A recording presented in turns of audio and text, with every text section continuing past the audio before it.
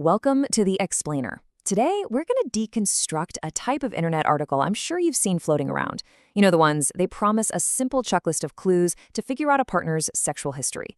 We're going to break down exactly how these arguments are built, what they reveal about us, and, well, why they almost always fall apart. You know, it all starts with a very human desire for certainty, right? Especially when it comes to relationships. And articles like the one we're looking at today, they tap right into that anxiety. They promise this sort of shortcut to understanding someone's past. But really, can a person's complex history actually be boiled down to a simple list of signs? So for this explainer, we're going to use one specific article as our case study. Now, to be clear, we're not trying to validate its claims at all. Instead, we're going to use it like an artifact to see exactly how these kinds of arguments get put together piece by piece. Okay, let's dive right in.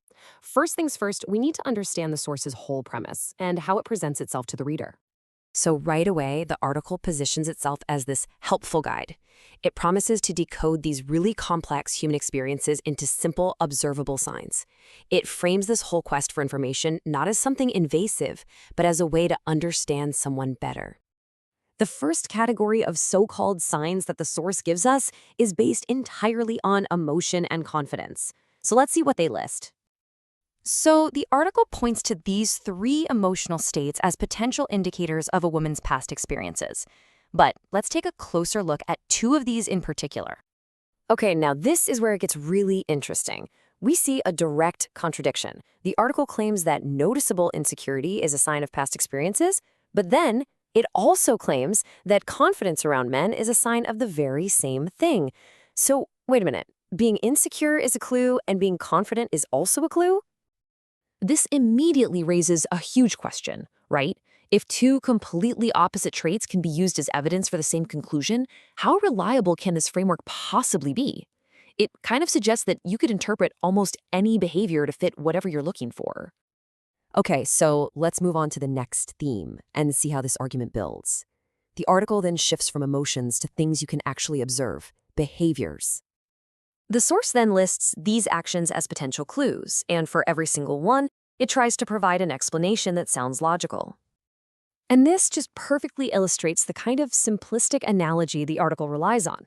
It compares the profound complexities of human intimacy and touch to, well, eating your favorite food too many times. I mean, it's a simple, easy-to-digest metaphor, sure, but it's one that completely strips away all the nuance from human connection. All right, the third theme the article explores is knowledge. The idea here is that what a person knows, or maybe what they don't know, about sex can be another clue. And here we go again. We find another core contradiction, almost identical to the first one we saw.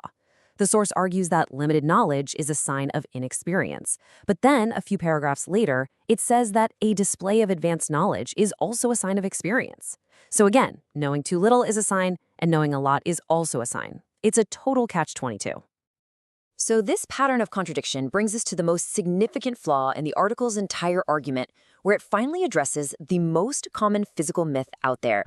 The article leans heavily on one of the oldest and most thoroughly debunked myths about virginity, presenting the absence of bleeding as a telltale clue. But then, and this is the best part, just a few sentences later, in its own explanation, the article completely debunks itself. It explicitly states that bleeding or not does not prove anything. So it presents a clue as evidence and then immediately admits that the evidence is totally invalid. So the crucial point here is that the source's entire premise is built on a foundation of logical fallacies. By presenting contradictory claims as if they're both valid evidence, the argument basically says that any observation you make can be twisted to confirm whatever you already believe. But after 15 paragraphs of these unreliable clues and all these logical gymnastics, the article takes a really surprising turn in its conclusion. The source itself concludes that the real path to understanding a partner isn't playing detective or hunting for clues at all. It's direct, honest communication. And this is really why this all matters. The very method proposed by the article, suspicion, observation, searching for signs, it actively works against its own best piece of advice. You simply cannot build the trust you need for open communication if you're starting from a place of, well, a forensic investigation. Which leaves us with a final thought to reflect on. These kinds of checklists are popular because they promise easy answers to really difficult, vulnerable questions. But maybe the real question we should be asking ourselves is why we sometimes prefer the false certainty of a flawed checklist over the messy, unpredictable, and ultimately much more rewarding work of a real conversation.